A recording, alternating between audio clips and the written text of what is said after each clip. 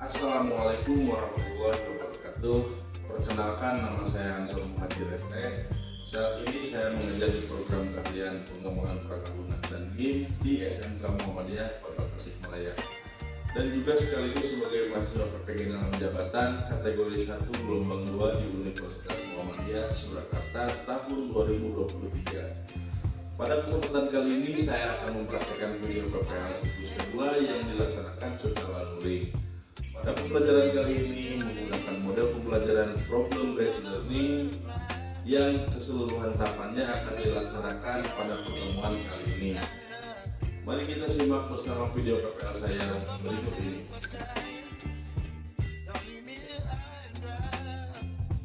Baby, you give me ice and fire.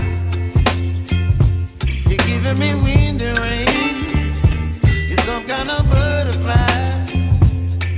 Baby, you give me midnight. You whip up my appetite. Don't leave me here high and dry.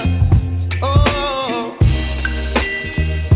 well, I don't wanna jinx it, baby, and twist myself at the spine. Don't wanna overthink it, baby. It's just twist your body and mine.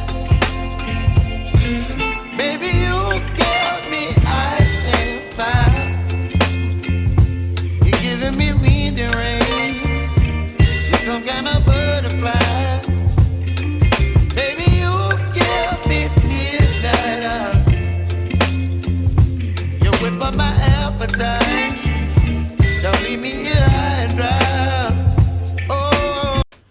Bismillahirrahmanirrahim. Assalamualaikum warahmatullahi wabarakatuh. Waalaikumsalam warahmatullahi wabarakatuh. Apa kabar semuanya? Baik. Alhamdulillah kita bisa ketemu kembali pada hari ini dalam keadaan sehat walafiat ya. Sebelum dimulai pembelajaran, kita mulai dulu dengan berdoa bersama-sama. Silakan Bapak saya dipimpin berdoa. Untuk memulai kegiatan pembelajaran hari ini, marilah kita berdoa terlebih dahulu. Berdoa dalam hati, mulai. Berdoa selesai. Ya, alhamdulillah kita sudah berusaha, mudah-mudahan bisa melaksanakan kegiatan dengan baik, lancar, dan juga mendapatkan kemudahan dalam pekerjaan kita di masa pembelajaran kita kali ini. Oke, sebelum dimulai pembelajaran, Bapak akan mulai mengabsen dulu ya. Oke. Aisri, Bir, Akif, Bir, Alma, Anissa, Azka, dan Hilmi, lalu Ilham. Udah ya, berarti semua hadir ya. Untuk pembelajaran kali ini, Bapak akan menunjukkan dulu tujuan pembelajarannya ya.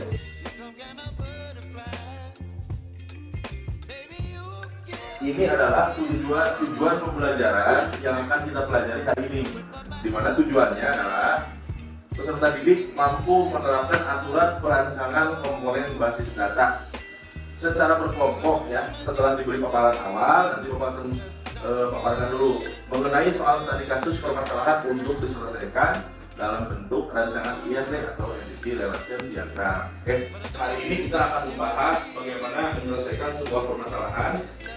Kemudian nanti dituangkan ke dalam notasi simbol IRD.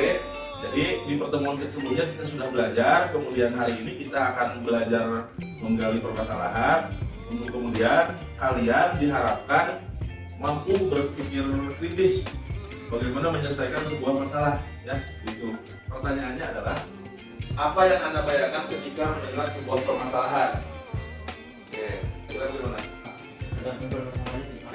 Ada yang bisa diselesaikan dengan cara yang tak, tidak tidak. Untuk hari ini permasalahan yang akan kita selesaikan disajikan dalam bentuk notasi, disajikan dalam bentuk narasi yang harus dituangkan diselesaikan ke dalam bentuk rancangan IRD. Masalahnya seperti apa? Nah masalahnya, jadi masalah yang ada di kehidupan sehari-hari kita ambil untuk kemudian kita cari entitasnya. Jadi gini, di pertemuan sebelumnya kan kita sudah belajar mengenai bagaimana cara membuat IRD. Kita mengulas sedikit, ada yang masih ingat nggak IRD itu apa? Coba yang tahu komponen IRT siapa? Ya, Siska? Adalah entitas, relasi, atribut dari penghubung dan kardinalitas. Oke. Kalau fungsinya ada yang tahu nggak? Oke, silakan. Entitas suatu objek yang nantinya akan diidentifikasikan biasanya dilambangkan dengan simbol persegi panjang, dan relasi yang menghubungkan antar entitas, dan atribut adalah yang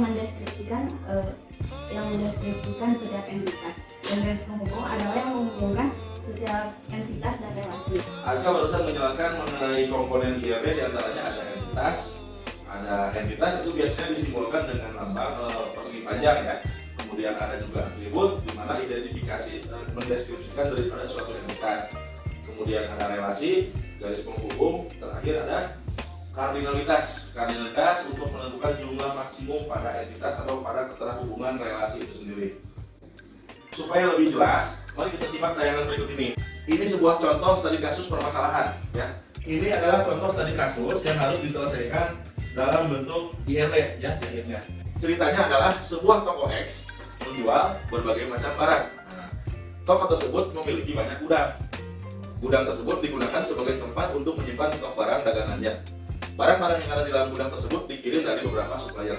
Dari sepenggal kalimat ini, dari narasi ini kita harus bisa melihat, menganalisis, kita amati. Ada beberapa kata yang sebetulnya itu mengandung objek dan bisa dijadikan sebuah entitas. Kira-kira apa entitas yang bisa diambil dari kalimat ini? Oke, toko, bagus. Nah, ya. Jadi di sini ada jawabannya ya di bawah. Yang pertama, kita harus bisa menentukan analisis entitas dari soal ini. Di sini saya sudah kasih jawaban. Ada 4 buah entitas yang terdapat pada kalimat narasi soal permasalahan ini. Yang pertama, kita jadikan toko sebagai entitas karena dia terlibat di dalamnya gitu. Yang kedua gudang, yang ketiga barang, yang keempat supplier. Kemudian kita lanjutkan yang kedua, membuat analisis atribut dari entitas tersebut.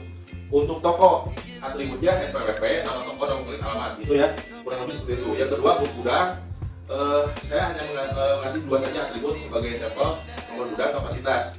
Kemudian barang, ada kode barang, nama barang, ada jumlah, supplier, ID supplier, dan supplier. Itu yang kedua, dianalisis atributnya. Yang ketiga adalah kita menganalisis kardinalitasnya. Dari keterhubungan 4 entitas tersebut, ada gudang, toko, barang, supplier. Nah, kita cari tahu keterhubungan antara gudang dengan toko atau toko dengan gudang. Di sini sudah ada jawabannya. Sebuah toko artinya tokonya satu atau banyak? Satu. Makanya tadi dianalisis kardinalitasnya toko itu satu ke banyak. Sebuah toko artinya tokonya satu. Menjual berbagai macam barang. Berarti berbagai macam barang. Bisa diketahui artinya barangnya macam-macam ya. Oke. Toko tersebut memiliki banyak gudang. Udah jelas nih gudangnya berarti banyak. Oke. Lanjut. Gudang tersebut disimpan sebagai untuk menyimpan stok barang dagangannya. Nah, ini juga ada kesamaan tadi, barangnya menjadi stok. Artinya barangnya itu berarti banyak. Lalu barang-barang yang ada di dalam gudang tersebut dikirim dari beberapa supplier. Nah, si toko tersebut mendapatkan barang itu dikirim dari supplier. Supplier itu, nah di sini kira-kira satu atau banyak suppliernya? Kenapa banyak? Nah, itu ada beberapa ya. Beberapa artinya supplier 1, 2, 3, 4 dan seterusnya. Nah, maka kita simpulkan di bawah jawabannya untuk untuk jawaban mengenai hasil analisis kardinalitasnya, kita dapatkan bahwa toko itu tadi sebuah toko, berarti satu urusannya dengan gudang. Si toko itu memiliki banyak gudang, oke? Maka banyak gudang itu N. Kemudian gudang dengan barang, satu gudang untuk menyimpan banyak barang. Supplier dengan barang, suppliernya tadi beberapa, artinya banyak supplier mengirim banyak barang. Satu supplier juga itu pasti barangnya banyak yang dikirim. Nah, itu terdapat banyak supplier. Itu sudah langkah ketiga ya yang dilakukan dari satu buah soal narasi tadi. Terakhir satu lagi, kita tuangkan ke dalam simbol IRT atau kita buat sebuah rancangan IRT-nya seperti apa. Ini adalah hasilnya, hasil dari sebuah perancangan IRT. Entitasnya ada berapa? 4, ada 4 ya. Toko dan supplier. Siapa ini? Urusan toko dengan gudang apa urusannya? Ya, relasinya apa? Memiliki ya, satu toko memiliki banyak gudang. Jadi gudang untuk si toko itu banyak ya. Kalau gudang dengan barang bagaimana? Nah, status gudang untuk si toko itu banyak, tetapi status gudang untuk si barang, gudangnya satu ya, satu gudang menyimpan banyak barang. Tetapi kalau untuk toko, banyak gudang dimiliki oleh satu toko, gitu ya. Oke, kalau barang dengan supplier banyak ke banyak ya. Ya itu atributnya sudah jelas. Yang digarisbawahi itu ada primary key-nya yang unik, atribut unik ya. Ini hampir semua sudah lah ya dipelajari di pertemuan sebelumnya. Hanya saja kita mengerjakannya dengan soal yang berbeda, yaitu soal narasi studi kasus permasalahan. Ini sudah ya selesai. Bapak kasih contoh mengenai permasalahan. Sampelnya tadi dibikin analisis kardinalitas, atribut, kardinalitas, terakhir dirancang dalam IRT. Selanjutnya Bapak akan membahas beberapa contoh soal untuk kita gali permasalahannya atau solusinya bagaimana. Soal studi kasus permasalahan ke-1. Ini kasus ke-1. Tadi contohnya ya, sekarang kasus ke-1. Kira-kira coba perhatikan, ada yang bisa tahu nggak ini kasusnya kasus apa? Pak, itu kasus perpustakaan. Perpustakaan ya? Kenapa perpustakaan? Karena etikasnya ada buku, pengarang, sama peminjam. Oke. Ada yang lain yang beda? Ini enggak siap.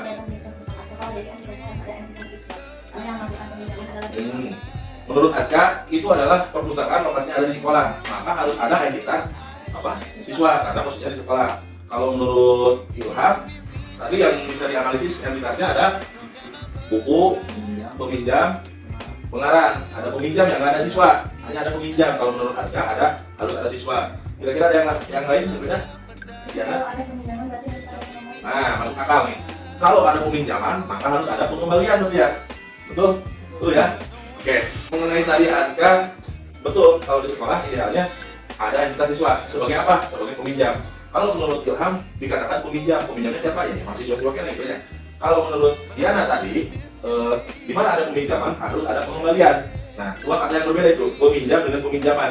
Kalau peminjam, objek si orang yang meminjamnya. Kalau peminjaman adalah kegiatan peminjamannya, gitu ya. Ada lagi yang mau menyangka atau menanggapi? Ya, tapi menurut saya entitas tersebut pada kasus ini yaitu petugas melayani peminjam. Peminjam tersebut dalam artian yaitu siswa. Peminjam buku ditulis oleh pengarang. Nah, untuk mengenai data yang ada di sana itu bisa dimasukkan ke peminjam karena peminjam itu relasi. Jika dibentuk dalam tabel maka tabel tersebut transaksi. Nah, ketika di dalam tabel transaksi tersebut kita bisa menambahkan atributnya. Kita butuhkan atau sesuai dengan kebutuhan. Oke. Oh iya, di sana dalam narasi kasus ini ada denda ya. Besar denda adalah 500 per hari keterlambatan. Siswa dianggap terlambat jika mengembalikan buku lebih lama dari 1 minggu. Nah, barusan Hilmi menjelaskan mengenai denda. Ya tadi gabung dengan peminjaman pengembalian, mungkin menurut Hilmi bisa dijadikan satu relasi saja antara si entitas peminjam dengan buku yang dipinjamnya. Di dalamnya relasinya plus input peminjaman dan pengembalian. Tetapi tinggal tambahkan saja atribut denda, di mana seseorang yang meminjam buku kalau terlambat berlakulah denda itu karena relasi tersebut dijadikan transaksi ya, tanda transaksinya seperti itu. Oke, udah bagus nih bisa menanggapi mengenai kasus yang pertama. Bapak akan lanjut ke kasus yang kedua ya. Kasus apa ini? Ya. Kasus Pak, soalnya udah kelihatan ada mahasiswa dari kampus. Kampus. Ada yang lain? Kasus apa ini? Di sebuah perguruan tinggi oleh mahasiswa. Oh, ya. Berarti mahasiswa yang menjadi adalah ya. Dan mahasiswa bisa menjadi beberapa kuliah, jadi mata kuliah bisa menjadi dari hal yang berbeda. Dan juga dosen bisa mengajar beberapa mata kuliah. Berarti kardinalitasnya dosen adalah satu dan mata kuliah adalah yang lain. Berarti soal kasus yang kedua udah bisa dipecahkan ya sama Alka juga. Kita lanjut dulu ke kasus yang ketiga. Kasus yang ketiga, kira-kira ini masalahnya apa? Permasalahan apa ini? Bahan bangunan. Bahan bangunan. Oke, sebuah perusahaan menjual bahan bangunan. Oke, setiap pelanggan dapat membeli banyak barang. Dan setiap pelanggan yang melakukan pembelian akan tercatat ke dalam data penjualan, di mana suatu pelanggan dapat melakukan banyak transaksi penjualan.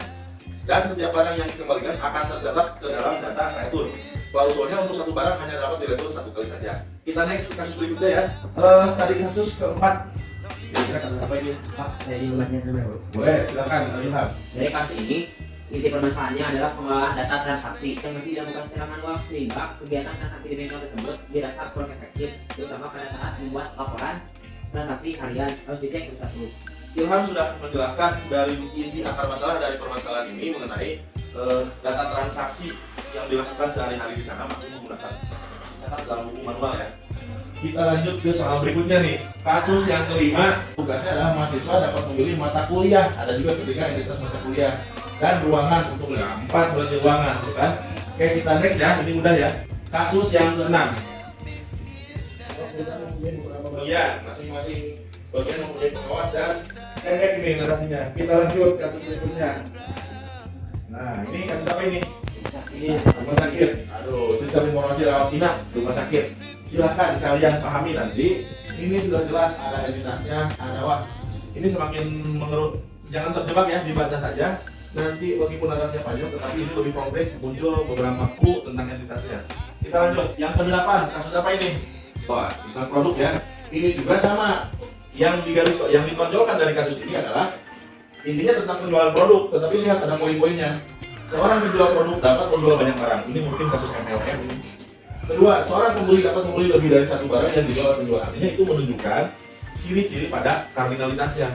Seorang pembeli penjual artinya satu penjualnya dapat menjual banyak barang, artinya barangnya banyak ya. Oke, satu persen itu sudah dapat tuh, dan seterusnya. Kita lanjut kasus berikutnya. Yang ke-9, kasus apa ini? Ekspedisi paket. Nih, di ekspedisi, gampang nih dikit. Kita lanjut. Yang ke-10, kasus apa ini?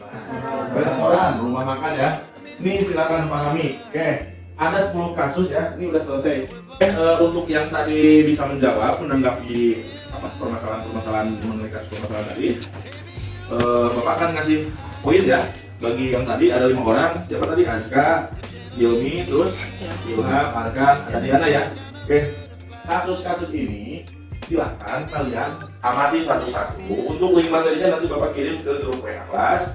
Kemudian, nah sekarang pertanyaan Bapak gini. Kira-kira dari 10 kasus ini, yang mana yang menurut kalian mudah untuk dikerjakan?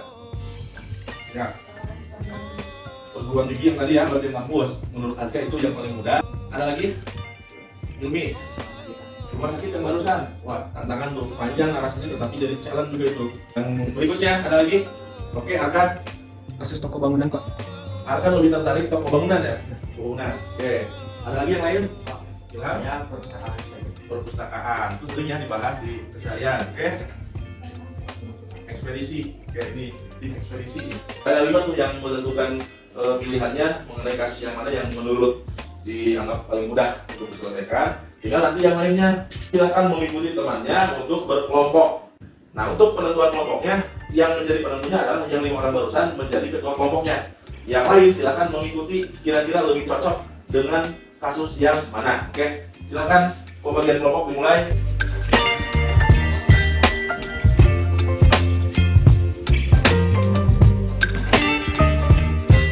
Nah, udah ya. Oke, sekarang Bapak akan membagikan lembar LKPD-nya terlebih dahulu. Ini 1, 2, 4.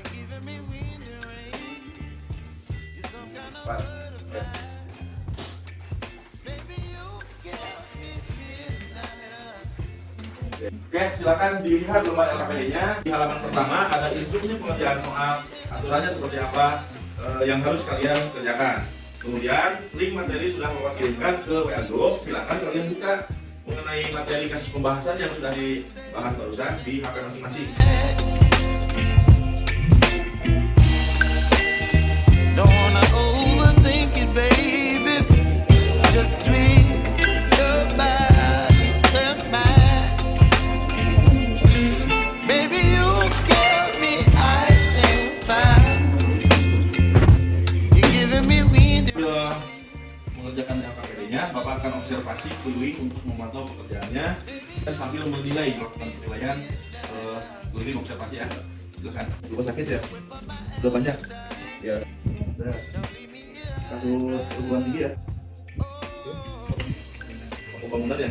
Ada berapa entitasnya itu? Oke ya. Oke, semuanya sudah nih? Nah, kita presentasi ya. Nanti berkelompok, presentasi di depan untuk menjelaskan. Yang pertama, silakan bagi-bagi tugas dulu. Kelompok 1 dulu untuk kasihkan deh ke depan persiapan, silakan. Oke, silakan. Assalamualaikum warahmatullahi wabarakatuh. Waalaikumsalam. Kami dari kelompok 1 akan mempresentasikan hasil berkelompok. Saya Aisyah sebagai moderator, Kiranya sebagai membaca soal, Aisyah yang membaca analisa, dan aku yang menjelaskan IRB. Suatu perguruan tinggi mempunyai banyak mahasiswa. Setiap mahasiswa biasanya mengikuti beberapa mata kuliah. Suatu mata kuliah diajarkan oleh seorang dosen dan seorang dosen bisa mengajar beberapa mata kuliah. Dan tidak terhadap ke dalam mahasiswa, mata kuliah, dan dosen. Lalu ke dalam entitas mahasiswa ada atribut yaitu NIM, nama, alamat, dan nama alamat. Lalu Entitasnya adalah dosen, entitas saldi mata kuliah, mahasiswa, relasinya mengajar mengikuti. Ada yang ingin menambahkan? Itu hubungan relasi antara mahasiswa dan mata pelajaran kuliah kan banyak. Nah, kalau hubungan dosen dengan mata kuliah itu, kenapa dosennya hanya satu sementara mata pelajarannya banyak? Kenapa ada dosennya banyak, mata kuliahnya juga banyak? Di sini kita melihat dari personal seorang dosen yang bisa mengajar beberapa mata kuliah. Tapi itu tidak kalau dosennya itu banyak. Ya, tapi mungkin kalau kardinalitasnya NPN. Maka kalau begitu relasi mengajar ini harusnya biasanya menjadi tabel. Sedangkan relasi mengikuti ini seharusnya NPN yang pastinya jangan menjadi tabel. Ada yang ingin menambahkan lagi? Ya, kalau itu saya akan simpulkan. Jadi pada kasus ini ada 3 entitas yang nantinya akan dijadikan sebagai tabel, ditambah 1 relasi yang nantinya akan dijadikan tabel karena statusnya adalah NPN. Maka mengikuti ini nantinya akan sebagai transaksi yang mahasiswa untuk mengambil mata kuliah. Sekian presentasi dari kami. Maaf jika ada salah. Assalamualaikum warahmatullahi wabarakatuh. Selanjutnya kita persilakan kepada kelompok yang kedua, siapa? Assalamualaikum warahmatullahi wabarakatuh. Waalaikumsalam warahmatullahi wabarakatuh. Kami di sini akan mempresentasikan kasus rumah sakit yang dimana Sakila sebagai operator dari titik fokus dan Casey sama Puji sebagai pembaca soal tersebut dan saya akan menjelaskannya.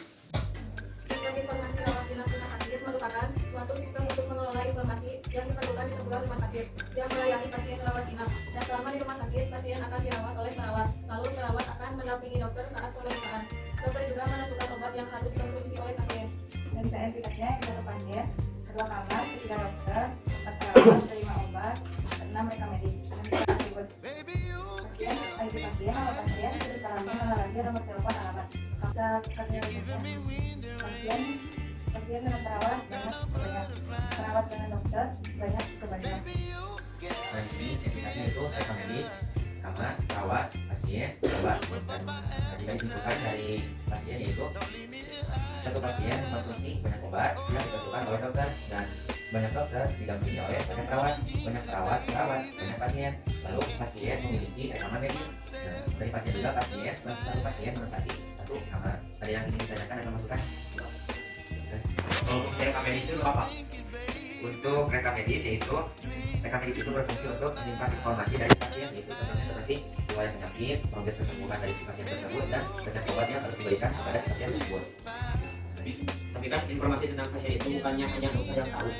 Ya memang dari menurut narasi soal tersebut memang betul dokter yang memeriksa pasien termasuk mengetahui gejala penyakit dari pasien. Tapi kan setelah dilakukan pemeriksaan oleh dokter, setiap pasien memiliki catatan rekam medis tersendiri. Jadi rekam medis tersebut itu hasil dari pemeriksaan dari si dokter. Jadi sebelum rekam medis dibuat, maka si dokter tersebut terlebih dahulu memeriksa penyakit apa yang diderita oleh si pasien. Maka selebihnya yang tahu itu hanya dokter dan pasien. Mungkin cukup sekian dari kelompok kami. Mohon maaf jika ada kesalahan. Wassalamualaikum warahmatullahi wabarakatuh. Waalaikumsalam warahmatullahi wabarakatuh. Oke, selanjutnya silakan kelompok Arhan ya untuk kasus bangunan. Oke, silakan tampil. Warahmatullahi wabarakatuh. Waalaikumsalam warahmatullahi wabarakatuh. Kami di sini ingin mempresentasikan hasil kerja kami.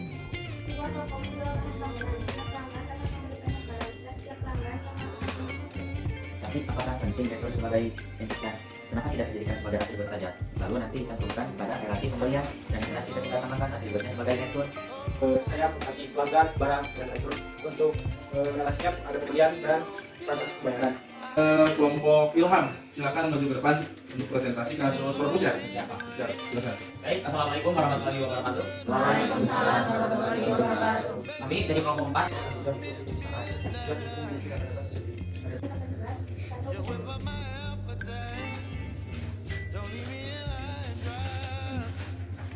Kita identitas. Lalu ID penerbit, alamat, nama penerbit, dan nomor telepon. Itu adalah sinyal diskusi kelompok kami. Selanjutnya ada yang menanggapi. Dan referensi itu kan pengembalian atau peminjaman. Nah, itu teh tadi kata kerja, kenapa dijadikan entitas bukannya relasi? Itu yang melihat soal. Ya maksud saya kan soal cerita kan seorang peminjam yang artinya itu objek berarti seorang siswa, sedangkan peminjaman yaitu sebuah kata kerja. Terima kasih saudara ini yang telah memberikan masukannya. Mungkin sekian dari kelompok kami. Assalamualaikum warahmatullahi wabarakatuh. Waalaikumsalam. Selanjutnya yang terakhir kelompok Diana ya, silakan melanjutkan presentasi untuk kasus ekspedisinya. Silakan. Assalamualaikum warahmatullahi wabarakatuh. Waalaikumsalam warahmatullahi wabarakatuh. Sebagai tokoh melakukan penyelenggaraan di sana. Analisa entitas satu pengirim dua Banyak penerima menjadi kurir. Penerima ada di penerima, nama penerima, nomor telepon, alamat. Waalaikumsalam warahmatullahi wabarakatuh. Oke, untuk yang tadi bisa menjawab menanggapi permasalahan mengenai permasalahan tadi, Bapak akan kasih poin ya bagi yang tadi ada 5 orang. Siapa tadi? Azka, Hilmi, terus Ilham, Arkan, Diana ya. Oke, itu nilai untuk yang tadi bisa menanggapi. Oke, sudah kita simak ya sama-sama tadi. Masing-masing kelompok sudah menyampaikan presentasinya luar biasa. Dan dari kelompok pertama tadi Azka, ya kelompok Azka itu tentang kasus perguruan tinggi. Kita refleksi sama-sama bikin kesimpulan bahwa kalau tadi menanggapi dari Azka itu ada yang bertanya siapa tadi mengenai apa? Dosen mata kuliah dan dosen. Kalau misalkan hasil data menjadi aplikasi untuk di jurusan, maka kita secara personal melihat dosennya satu. Setiap dosen mengajar berapa mata kuliah, setiap dosen menempati ruangan mana saja. Berarti itu satu dosennya satu dan mata kuliah banyak. Kalau yang kedua, kalau misalkan sudut pandangnya aplikasi tersebut disimpan di level fakultas atau universitas, maka berbicaranya sudah lain. Universitas melihat dosennya itu bukan hanya satu orang, tetapi banyak dosen mengajar banyak mata kuliah, maka berlakulah end-to-end. Untuk yang kedua, kasusnya siapa? Hilmi, rumah sakit, mengenai tanggapan dari siapa tadi mengenai rekam medis ya. Jadi rekam medis itu memang seolah seperti ya raportnya pasien lah. Isinya terdapat beberapa catatan-catatan yang dicatatnya oleh dokter juga, tapi itu pada akhirnya dimiliki oleh si pasien tersebut. Oke, yang ketiga tadi kasusnya pengaduan mengenai retur ya. Ya itu masalahnya mengenai retur. Lanjut ke yang keempat, perpustakaan tadi mengenai peminjaman dan pengembalian. Itu memang idealnya kalau bisa lebih simpel, kenapa harus memilih yang susah gitu ya. Jadi kesimpulan untuk pembelajaran hari ini adalah kasus permasalahan yang disajikan dalam bentuk narasi itu masalahnya beda-beda. Contoh tadi kasus A, B, C, D dan seterusnya. Kemudian penyelesaiannya pun setiap orang pasti menyelesaikan dengan cara yang berbeda. Tidak mungkin artinya gini, satu kasus yang sama bisa diselesaikan dengan cara yang berbeda tetapi dengan tujuan yang sama. Contoh kasus rumah sakit, menurut versi Hilmi rancangannya seperti tadi. Bisa jadi kalau dikerjakan oleh hakim misalkan hasilnya bisa berbeda dengan Hilmi. Tergantung konteks masalahnya, yang paling utama adalah keterhubungannya, nyambung atau tidaknya ya seperti itu. Kemudian untuk masalah yang ketiga, dari hasil perancangan IRD tersebut nantinya kita akan jadikan sebuah rujukan untuk membuat sebuah aplikasi di mana bisa dikolaborasikan dengan pemrograman di sebuah aplikasi. Yang kedua, rancangan IRD tersebut nanti dikembangkan dengan relasi antar tabelnya seperti apa untuk kemudian bisa jadi rujukan juga pembuatan UI user interface atau rancangan antar sistemnya seperti apa dalam pembuatan wireframe atau movie.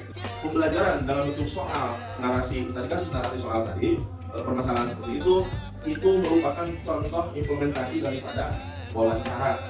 Ketika kalian nanti sudah berkembang, artinya punya proyek sendiri, kalian bisa melakukan studi kasus bukan dengan membaca lagi, tetapi langsung wawancara kepada klien.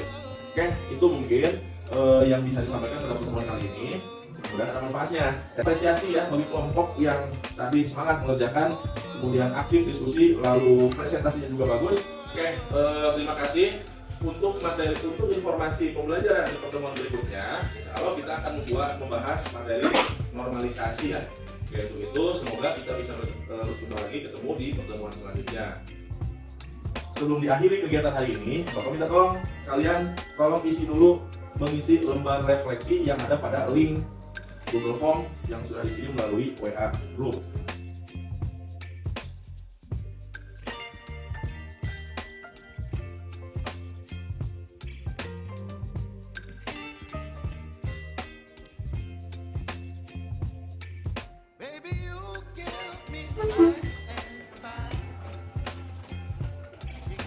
Untuk pertemuan kali ini dicukupkan saja sekian.